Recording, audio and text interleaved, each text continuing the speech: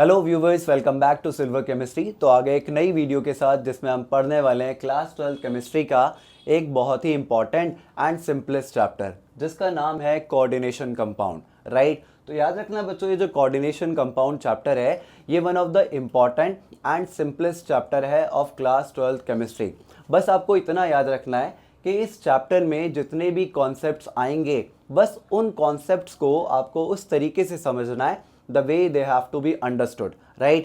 चलिए without any delay शुरू करते हैं हमारा चैप्टर जिसका नाम है कोऑर्डिनेशन कंपाउंड्स। राइट, अब देखो, जब कभी भी बच्चे ये नाम सुनते हैं कोऑर्डिनेशन कंपाउंड तो वो सोचते हैं that these coordination compounds are something very very different, but no, आपको याद रखना है that these coordination compounds are nothing but they are salts. Right, अब क्योंकि मैं सॉल्ट्स की बात कर ही रहा हूँ तो याद रखना सबसे पहले कि ये सॉल्ट क्या होता है।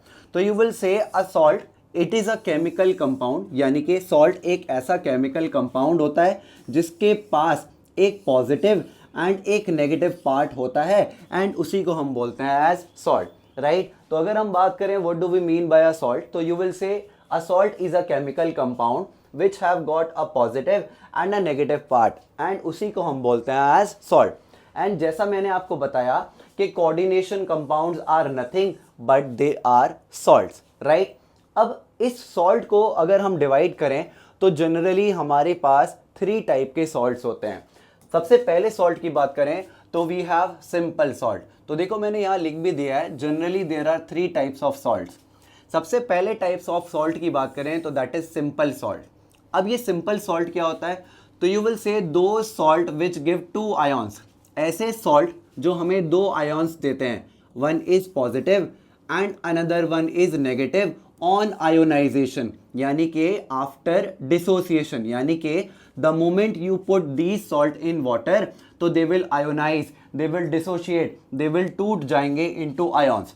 जैसे कि फॉर एग्जांपल लेट अस से मेरे पास NaCl है। Right, the moment I put this NaCl in water तो it will dissociate into Na+ ion and Cl negative ion. तो देखो इस सॉल्ट ने हमें कौन कौन से 2 आयॉन्स दिए, वन इज पॉजिटिव यानी कि cation and another one is negative यानी कि अनायन। तो इसको हम बोलेंगे एज सिंपल सॉल्ट। तो इसीलिए मैंने लिखा है बच्चों, दो salt which give 2 ions, one is positive and another one is negative on ionization is called as simple salt. अगर मैं और एग्जाम्पल की बात करूँ सिंपल सॉल्ट के, तो you can write potassium chloride, you can write sodium nitrate, this is a simple salt. You can write potassium sulfate यानी कि K2SO4 and there are many, right? तो ये बात हुई हमारी सिंपल सॉल्ट की। चलो आगे बढ़ते हैं, नेक्स्ट कैटेगरी है हमारे पास बच्चों डबल सॉल्ट। तो you will say what do we mean by double salt, तो you will say mixture of 2 simple salt. अगर हम 2 सिंपल सॉल्ट का मिक्सचर कर दें इन अ डेफिनेट रेशियो यानी कि इन अ फिक्स्ड रेशियो, तो वो हमारा फॉर्म करके देगा डबल सॉल्ट। तो you will say mixture of 2 simple salts present in a definite ratio, they are called as double salt. Right, अब इस डबल सॉल्ट के एग्जाम्पल की बात करें तो you can write Morse salt. Morse salt, Morse salt is the example for double salt. अगर मैं Morse salt के फॉर्मूला की बात करूं तो you will write it as FeSO4 dot NH4 का whole twice SO4 dot 6H2O. This is the formula for Morse salt and it is the best example for double salt. This is ferrous ammonium sulfate. Right, अब याद रखना बच्चों, ये जो Morse salt है इसका formula बहुत बार एग्जाम में पूछा जाता है। राइट, तो अगर डबल सॉल्ट के एग्जाम्पल की बात करें तो the best example is Morse salt जिसका फॉर्मूला है FeSO4 dot NH4 का whole twice SO4 dot 6H2O. Right, अब क्योंकि मैंने बताया ये जो जितने भी हमारे पास सॉल्ट्स होते हैं इनकी एक प्रॉपर्टी होती है, the moment you put these salts in water they will dissociate, they will ionize, यानी कि वो पानी में जाते ही टूट जाते हैं। तो जैसे ही आप इस डबल सॉल्ट को वाटर में पुट करोगे तो you will get ferrous ion, you will get ammonium ion यानी कि NH4+ and you will get sulphate ions. Right, यानी कि जैसे ही आपने इस डबल सॉल्ट को वाटर में पुट करा तो it will dissociate into ions and जैसे ही आपने इस डबल सॉल्ट को वाटर में पुट करा तो ये डिसोशिएट कर गया इनटू आयॉन्स। राइट, अब जैसे ही डिसोशिएट करा इनटू आयंस तो now it is no more a more salt, यानी कि अब ये डबल सॉल्ट नहीं बचा, यानी कि इसने अपनी आइडेंटिटी को खो दिया। तो याद रखना यहां से बड़ी इंपॉर्टेंट लाइन एक रीजन असर्शन में पूछी जाती है कि जो हमारे पास डबल सॉल्ट होते हैं तो मैं इसके लिए लिख सकता हूं that it loses it's identity after dissociation या फिर आयोनाइजेशन। मीनिंग जब ये हमारा डबल सॉल्ट टूट जाता है बच्चों तो ये अपनी आइडेंटिटी को लूज कर देता है, यानी कि after dissociation it is no more a ferrous ammonium sulphate और मोर सॉल्ट। तो ये लाइन बड़ी इंपॉर्टेंट है, इसको बहुत अच्छे से मार्क करके कहीं पर लिख लो दैट जो डबल सॉल्ट होते हैं they loses their identity after ionisation और डिसोसिएशन। सिमिलरली अगर मैं एक और एग्जाम्पल की बात करूं in the category of double salt तो I can write potash alum, I can write potash alum जिसको फिटकरी बोलते हैं, राइट। एंड पोटैश एलम का फॉर्मूला होता है बच्चों K2SO4 डॉट Al2SO4 का whole thrice dot 24H2O। This is the formula for potash alum, right. In the similar manner ये जैसे मोर सॉल्ट जैसे ही इसको पानी में आपने डाला था तो ये डिसोशिएट हो गया था इनटू आयंस। सिमिलर वे में ये जो पोटैश एलम है जो कि डबल सॉल्ट का एग्जांपल है, ये सिमिलर मैनर में ये भी after going into the water ये भी डिसोशिएट कर जाएगा इनटू आयंस एंड ये भी अपनी आइडेंटिटी को लूज कर देगा। तो ये बार बार बता रहा हूं, ये जो लाइन है ये बड़ी इंपॉर्टेंट लाइन है कि double salt loses their identity after dissociation और आयोनाइजेशन, राइट। चलो अगले कैटेगरी पे बढ़ते हैं, दैट इज कॉम्प्लेक्स सॉल्ट जिनको हम कोऑर्डिनेशन कंपाउंड्स भी बोलते हैं। चलो इसको एक एग्जांपल की हेल्प से समझने की कोशिश करते हैं। तो देखो मैंने यहाँ लिख भी दिया है, a salt having ligand attached to central metal atom and the counter ion. अभी जितने भी वर्ड्स आए हैं ligands, central metal atom and counter ion, ये अभी आप थोड़ी देर में समझ जाओगे, राइट। चलो मैं आपको समझाने की कोशिश करता हूँ कि what do we mean by complex salt और कोऑर्डिनेशन कंपाउंड। लेट अस से मेरे पास कुछ एटम्स हैं एंड देन मैंने बनाया स्क्वायर ब्रैकेट, देन मैंने इसके अंदर लिखा एक और atom, then round bracket, then एक और group of atom CN6 and square bracket close. ये जो स्ट्रक्चर मैंने बनाया है बच्चों this is nothing but a complex salt, right. अब देखो कॉम्प्लेक्स सॉल्ट में होता क्या है, we have something inside the square bracket and we have some atoms और ions outside the bracket and इसी को हम बोलते हैं एज कॉम्प्लेक्स सॉल्ट, राइट। अब जैसा कि मैंने आपको बताया कि हर एक सॉल्ट की प्रॉपर्टी होती है कि जैसे ही वो वाटर में जाता है तो वो डिसोशिएट कर जाता है इनटू आयॉन्स। क्योंकि ये कॉम्प्लेक्स सॉल्ट जिसको हम कोऑर्डिनेशन कंपाउंड भी बोल सकते हैं ये भी एक सॉल्ट है। अब जैसे ही आप इसको वाटर में डालोगे तो it will also dissociate into ions, right. अब देखो ये कैसे डिसोशिएट होगा, राइट। देखो ये जो बाहर है यानी कि जो K लिखा है यानी कि पोटेशियम, ये बाहर चला जाएगा and it will have a positive charge on it, right. And ये जो दूसरा पार्ट है ब्रैकेट के अंदर ये अलग होके दे देगा आपको FeCN का होल 6 एंड ब्रैकेट एंड इस पे आ जाएगा 4 माइनस का चार्ज। अब सर 4 माइनस का चार्ज क्यों लगाया, क्योंकि पोटेशियम 1 प्लस का चार्ज लेके गया लेकिन एटम्स कितने थे इसके 4, तो ये 4 K प्लस अलग हुए leaving behind 4 minus charge on this square bracket, right. तो after dissociation of this complex compound हमें मिला 4 K plus ion plus FeCN का whole 6 and 4 minus ion, right. अब याद रखना बच्चों whatever is there inside the bracket ये dissociate नहीं करेगा, मीनिंग इस ब्रैकेट के अंदर जो भी था इट वोंट डिसोशिएट। तो मैं यहां लिख देता हूं it won't dissociate into ions and क्योंकि ये जो डब्बे के अंदर जो भी था जितने भी एटम्स या आयॉन्स थे क्योंकि ये डिसोशिएट नहीं हुए तो हमारा ये जो कॉम्प्लेक्स सॉल्ट होता है ये अपनी आइडेंटिटी को लूज नहीं करता है इवन आफ्टर डिसोसिएशन। तो मैंने यहाँ लिखा है it won't dissociate into ions and does not lose its identity and ये हमारा कॉम्प्लेक्स सॉल्ट अपनी आइडेंटिटी को नहीं खोता है। Again very very important line है, ये रीजन असर्शन में या एमसीक्यू क्वेश्चन की फॉर्म में फ्रेम करके दे दी जाती है। तो हमारे जो कॉम्प्लेक्स सॉल्ट होते हैं वो अपनी आइडेंटिटी को नहीं लूज करते हैं इवन आफ्टर डिसोसिएशन।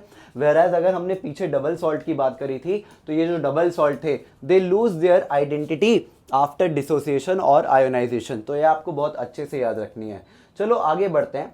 अब सवाल ये आता है बच्चों कि ये जो कोऑर्डिनेशन कंपाउंड चैप्टर हम पढ़ते हैं ये क्यों पढ़ते हैं, why do we study this chapter जिसका नाम है कोऑर्डिनेशन कंपाउंड।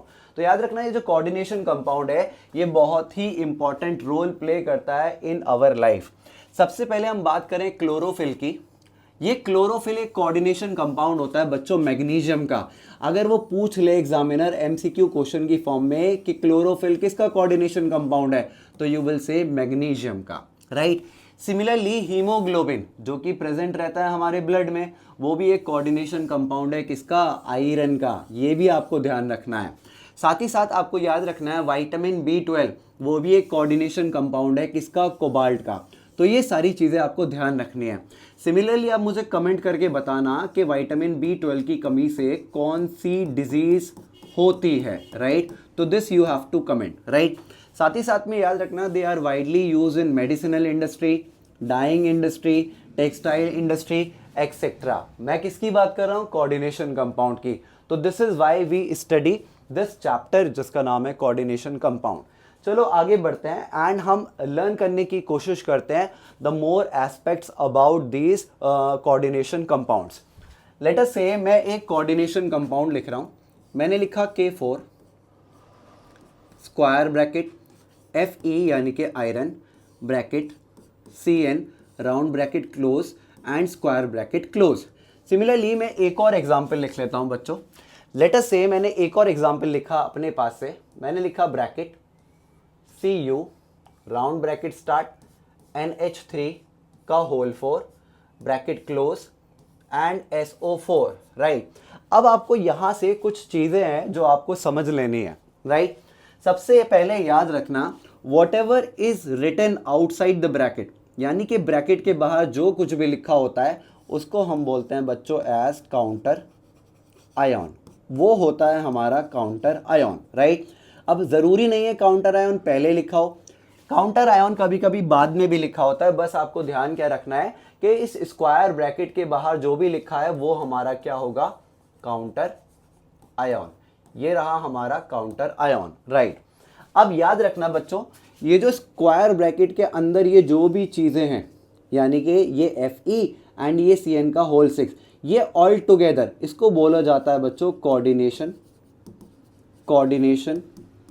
स्पेयर, या फिर हम इसको बोलते हैं बच्चों coordination entity, right. Similar way में यहाँ पर ये जो स्क्वायर ब्रैकेट के अंदर लिखा है इसको हम बोलते हैं कोऑर्डिनेशन स्पेयर या फिर कोऑर्डिनेशन एंटिटी। अब इस स्क्वायर ब्रैकेट के अंदर आ जाओ। यहाँ पर ये जो एलिमेंट लिखा है यानी कि ये जो मेटल लिखा है Fe इसको हम बोलते हैं बच्चों एज सेंट्रल मेटल एटम, या फिर शॉर्टकट में लिख देते हैं इसको CMA, ऐसे लिख देना CMA। सिमिलरली यहाँ पर हमें ये दिख रहा है कॉपर, ये हमारा क्या होगा बच्चों, सेंट्रल मेटल एटम। एंड आपको एक चीज़ ध्यान रखनी है, हमेशा ये जो सेंट्रल मेटल एटम होगा most of the time it belongs to D block element. ये कौन से ब्लॉक का एलिमेंट होगा, डी ब्लॉक का एलिमेंट होगा हैविंग, और इसके पास क्या होंगी, हैविंग कंप्लीटली, इसको इरेज कर रहा हूं, हैविंग कंप्लीटली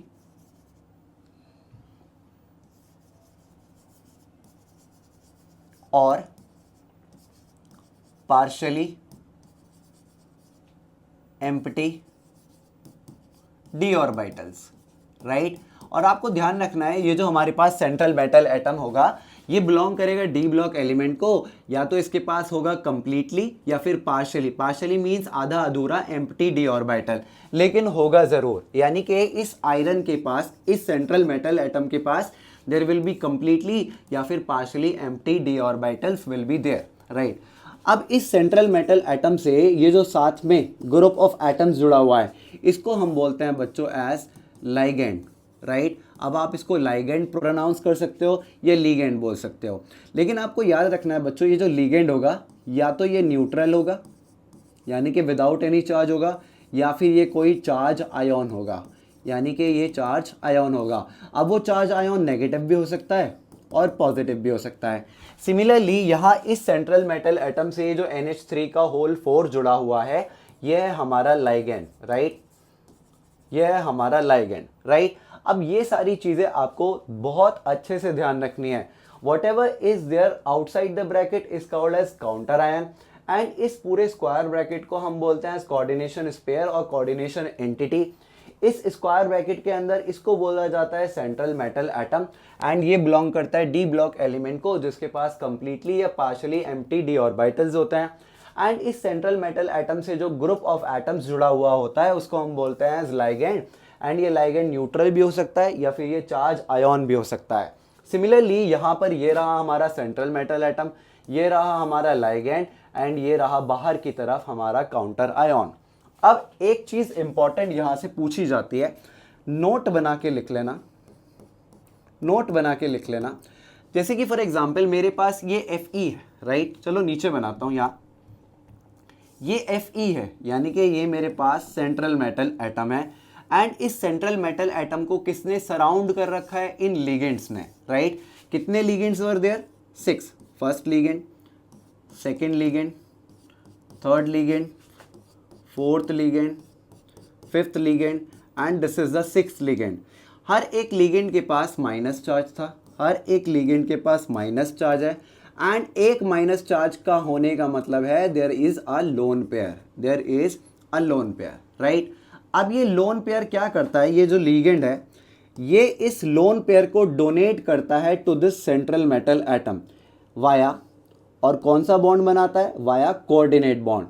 यानी कि जब ये पूरा का पूरा lone pair by this ligand ये डोनेट कर दिया जाएगा into the empty D orbitals of this central metal atom, तो वो कौन सा बॉन्ड बनाएंगे बच्चों, कोऑर्डिनेट बॉन्ड। इसको हम बोलते हैं कोऑर्डिनेट बॉन्ड, जिसको रिप्रेजेंट करा जाता है with this arrow mark, right.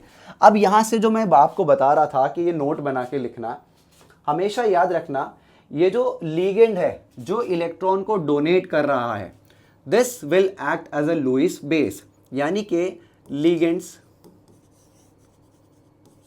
Are called, यहां पे लिगेंड्स को बोला जाएगा बच्चों, ligands are called Lewis bases, right. Lewis bases in the sense जो डोनेट करते हैं अ pair of electron.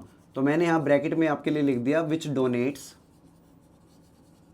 A pair of electrons, right. उनको बोला जाता है बच्चों as Lewis base. In the similar manner आपको याद रखना है, ये जो सेंट्रल मेटल एटम है जो इन लिगेंड से इलेक्ट्रॉन का लोन पेयर एक्सेप्ट कर रहा है, उसको हम बोलेंगे एज लुईस एसिड। तो मैं लिख रहा हूं यहां पे CMA यानी कि central metal atom is called Lewis acid. अब लुईस एसिड क्या होता है, तो आपके लिए लिख देता हूं यहां पे विच एक्सेप्ट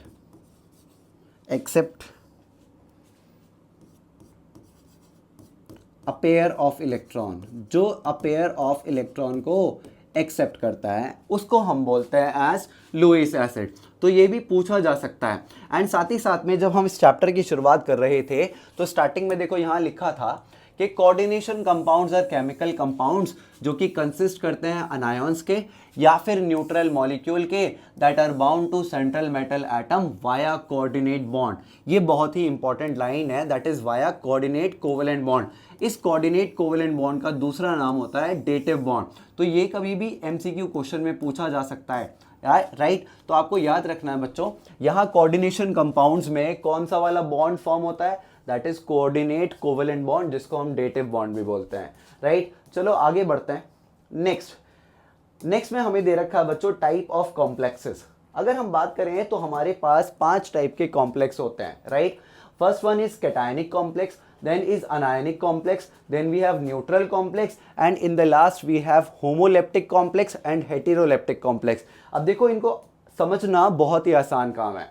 याद रखना बच्चों, ऐसा कोऑर्डिनेशन कंपाउंड या ऐसा कॉम्प्लेक्स जिस पे पॉजिटिव चार्ज आ जाए, ये देखो ये पॉजिटिव चार्ज आ गया, ये पॉजिटिव चार्ज आ जाए तो उसको हम बोलते हैं कैटायोनिक कॉम्प्लेक्स। तो देखो मैंने यहाँ लिख दिया है complexes carrying a positive charge is called as cationic complex ion और cationic complex. Similarly anionic complex की बात करें तो ऐसा कोऑर्डिनेशन कंपाउंड या ऐसा कॉम्प्लेक्स आयन जिस पे नेगेटिव चार्ज आ जाए उसको हम बोलते हैं एज अनायनिक कॉम्प्लेक्स।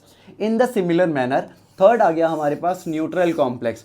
तो यू विल से ऐसा कोऑर्डिनेशन कंपाउंड या ऐसा कॉम्प्लेक्स जिस पे कोई भी चार्ज ना हो, देखो यहाँ पे कोई भी चार्ज नहीं है, जिस पे कोई भी चार्ज नहीं होता उसको हम बोलते हैं एज न्यूट्रल कॉम्प्लेक्स।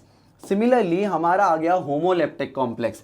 तो यू विल से ऐसा कंपाउंड यानी कि ऐसा कोऑर्डिनेशन कंपाउंड जिसमें सेम टाइप के लिगेंड्स जुड़े हुए हों। देखो यहाँ सेंट्रल मेटल एटम से, अब आपको पता है सेंट्रल मेटल एटम क्या होता है, यहाँ देखो सेंट्रल मेटल एटम से ये जो लिगेंड्स जुड़े हैं ये सारे के सारे कौन से हैं, सी एन लिगेंड्स हैं। क्योंकि ये सारे के सारे सेम है तो ये आएंगे होमोलेप्टिक कॉम्प्लेक्स की कैटेगरी में। और यहाँ पे होमो का मतलब ही क्या होता है बच्चों, सेम, राइट, होमो मीनिंग होता है सेम।